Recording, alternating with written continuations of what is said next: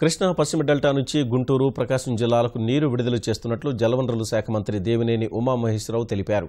గుంటూరు జలవనరుల కార్యాలయంలో జరిగిన 40వ సాగునీటి జలమండలి సర్వే సభ్య సమావేశంలో మంత్రులు పుల్లారావు, ఆనంద్ బాబుతో కలిసి ఉమ పాల్గొన్నారు.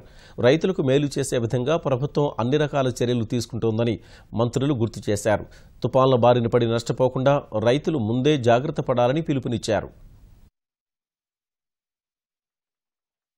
చంద్రబాబు నాయుడు గారి దూరదృష్టి వల్ల ఇవాళ పట్టిసీమ ఎత్తిపోతల పథకాన్ని ఆయన పెట్టడం వల్ల జూన్ 19న మరి పంపులు ఆన్ చేసి ఈరోజు నీళ్లు తీసుకొస్తా ఉన్నాం. దగ్గర ఈ రోజుకి 22 పంపులు పనిచేస్తూ ఉన్నాయి. రాబోయే 2 రోజుల్లో 24 పంపులు పనిచేస్తాయి. సుమారు 8,500 క్యూసిక్లు నీళ్లు ప్రకాశం బ్యారేజీకి వస్తాయి.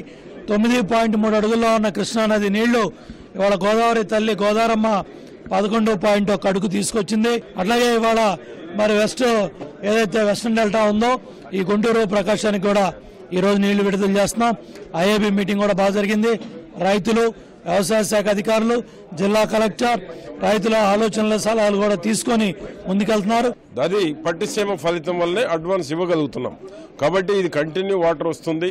రైతులకు ఎక్కడ అపోహ అవసరం లేదు. కంటిన్యూ వాటర్ ఇస్తారు, వేసిన పంటలను కాపాడుతారు. చంద్రబాబు గారి నాయకత్వంలో వేసిన పంటలు వెండకుండా నీరు ఇవ్వటం జరుగుతుంది.